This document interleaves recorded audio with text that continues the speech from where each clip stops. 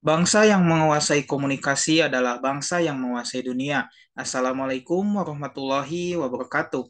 Kami dari kelompok 3 yang beranggotakan Denisa Azura, Henry Nur Agung, dan saya sendiri, Jahinur Paujan, akan membahas mengenai antena for mobile communication.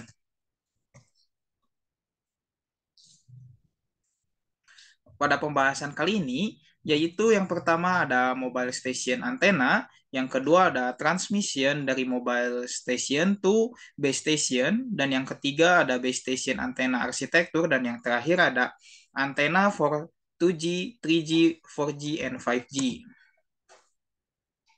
Nah, di sini mobile phone antena. Bagaimana mobile phone antena itu bekerja? Itu menjadi pertanyaan yang sering kita tanya-tanyakan.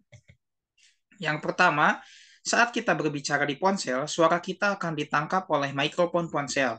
Mikrofon mengubah suara menjadi sinyal digital dengan bantuan sensor MEMS dan IC atau Integrated Circuit. Selanjutnya, sinyal digital berisi suara dalam bentuk biner 0 dan 1.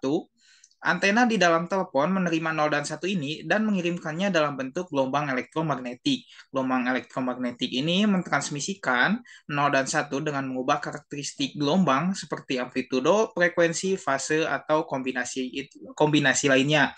Itu yang disebut dengan modulasi. Nah, di sini gelombang elektromagnetik itu tidak akan berlangsung selamanya karena struktur bumi yang melengkung. Karena di sini kita berpedoman bumi itu bulat, bukan bumi itu datar. Selanjutnya, bagaimana sih konsep teknologi seluler ini? Nah, dalam teknologi seluler ini, area geografis dibagi menjadi sel heksagonal seperti yang ditunjukkan oleh gambar di sampingnya, di mana setiap sel ini memiliki menara dan slot frekuensi sendiri yang berbeda-beda antar satu sama lain. Selanjutnya, bagaimana sinyal elektromagnetik Anda sampai ke teman Anda? Ini terjadi ketika kita melakukan komunikasi menggunakan seluler kita. Yang pertama, gelombang elektromagnetik yang dihasilkan oleh ponsel ditangkap oleh menara di ponsel atau BTS. Selanjutnya, di menara sel gelombang elektromagnetik diubah menjadi pulsa cahaya, itu melalui jalur fiber optik. Selanjutnya, impuls cahaya ditransmisikan menuju menara tujuan melalui serat optik yang tadi saya bicarakan, yang direntangkan di bawah tanah ataupun di bawah laut. Terakhir, speaker di dalam telepon mengubah sinyal elektromagnetik menjadi suara. Nah, pada perkembangan kali ini, mengapa kita tidak menemukan antena pada ponsel sekarang, tidak pada seperti ponsel-ponsel zaman dahulu? Nah, yang membedakan antena pada zaman sekarang yaitu adanya antena microstrip. Antena yang akan dirancang untuk teknologi seluler dari 2G sampai 5G yaitu antena microstrip. Antena microstrip ini dipilih karena memiliki ukuran dimensi yang cukup. Ini menjadi challenge atau tantangan bagi teknologi telekomunikasi di mana device harus sekecil mungkin, namun daya transmisi dan kualitas harus setinggi langit. Untuk itu, antena microstrip adalah suatu konduktor metal yang menempel di atas ground plane yang diantaranya terdapat bahan dielektrik. Nah, jadi yang warna hijau itu adalah ground plane dan yang warna emas itu berbahan FR4. Ini adalah salah satu desain contoh dari microstrip sendiri. Perancangan jaringan antena microstrip dengan frekuensi 0,8 MHz sampai 3,5 GHz bertujuan untuk diimplementasikan pada kebutuhan industri seluler agar teknologi seluler bisa dinikmati pengguna, dimulai dari 2G hingga 5G dalam satu perangkat. Ini adalah rumus yang digunakan untuk melakukan desain antena, yaitu lambda sama dengan C per F, di mana lambda sendiri adalah panjang gelombang dengan satuan meter, lalu ada C, yaitu kecepatan cahaya dengan angka 3 kali 10 pangkat 8 mikro per second, meter per second maksudnya, dan yang terakhir adalah frekuensi dengan satuan Hertz. Nah, di sini ada rumus yang saya tampilkan rumus yang digunakan untuk melakukan desain dari antena microstrip. Yang pertama ada rumus untuk saluran transmisi di mana lambda sama dengan lambda D atau lambda saluran transmisi sama dengan lambda panjang gelombang dibagi akar eh, karakteristik permitivitas relatif. Selanjutnya, lebar page atau disimbolkan oleh W sama dengan 3 kali 10 pangkat 8 atau C dibagi 2 kali F dikali akar 2 per eh, permitivitas relatif ditambah satu. Selanjutnya ada bisa dilihat ya itu adalah perhitungan dari desain untuk antena microstrip.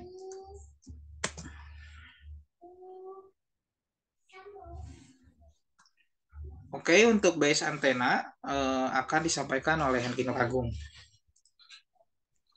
Baik, terima kasih. Di sini saya akan membahas mengenai base station antena. Nah, sebelumnya kita harus mengetahui terlebih dahulu apa itu base station. Mungkin kalau kita pada umumnya mengenalnya dengan kata istilah BTS. Nah, base station itu sendiri adalah salah satu bentuk infrastruktur telekomunikasi yang berperan penting dalam mewujudkan komunikasi nirkabel antara jaringan operator dengan perangkat komunikasi. Nah, tujuan dari dibuatnya BS atau BTS ini,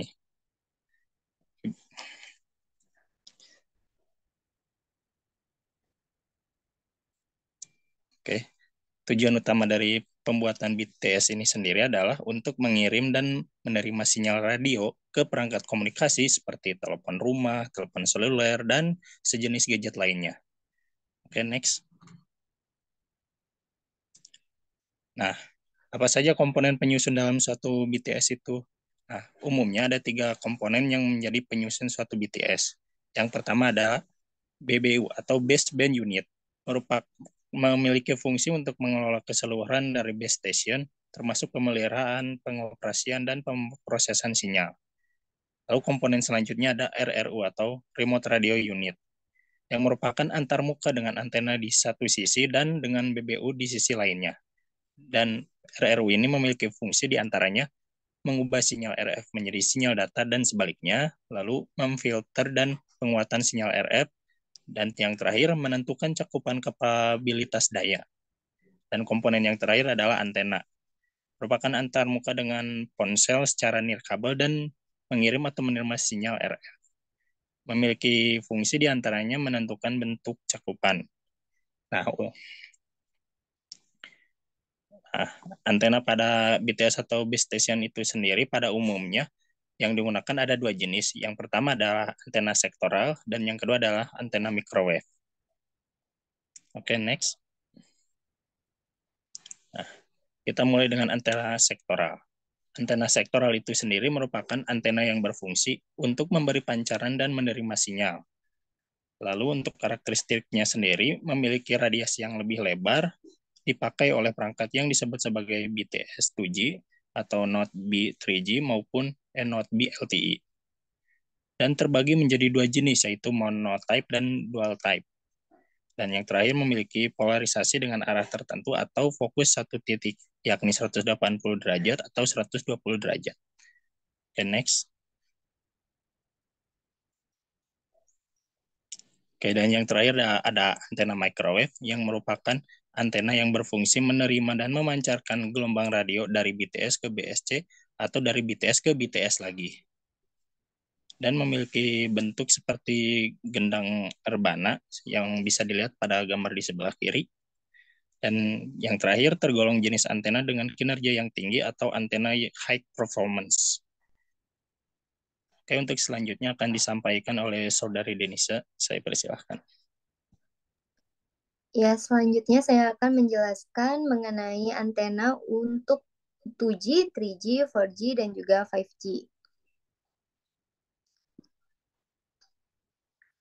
Nah, jadi dalam penggunaan antena untuk 2G, 3G, 4G, dan juga 5G, tentunya kita masih menggunakan antena sektoral. Nah, antena sektoral ini terbagi menjadi 2, yaitu monotype dan juga dual type. Antena sektoral monotype itu dipakai di daerah pedesaan atau pinggiran. Sedangkan yang dual type dipakai di daerah perkotaan. Untuk antena sektoral monotype, perambatan sinyalnya tidak banyak terhambat atau terpantul karena dia berada di daerah pedesaan yang notabene-nya itu tidak terlalu banyak gedung-gedung tinggi atau gedung-gedung pencakar langit. Nah, berbeda dengan antena sektoral yang dual type, terdapat banyak bangunan-bangunan yang tinggi sehingga di perkotaan itu daerah dengan tingkat kepadatan penduduknya yang tinggi, maka digunakan antena sektoral dual type. Kalau yang monotype, daerah dengan tingkat kepadatan penduduk yang rendah. Next.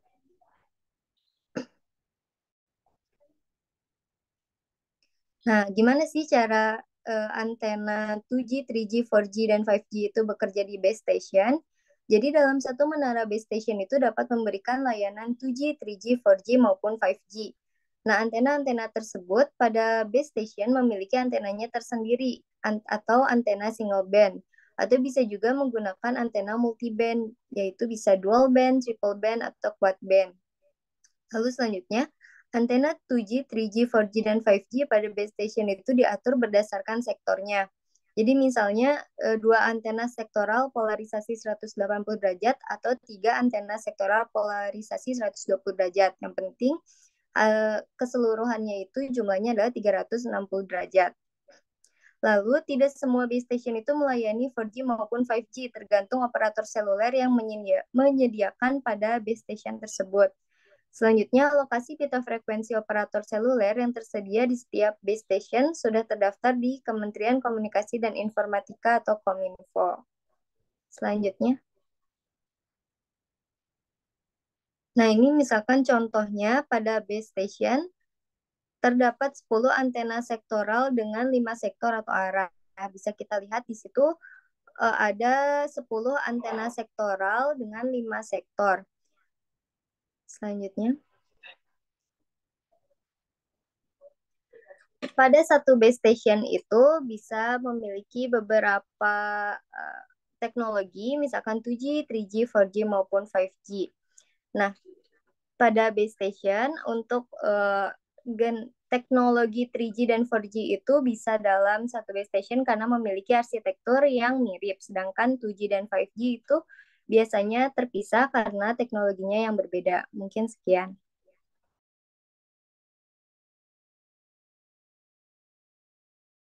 Baik, itulah presentasi yang dapat kami sampaikan. Kurang lebihnya, mohon maaf apabila ada kesalahan.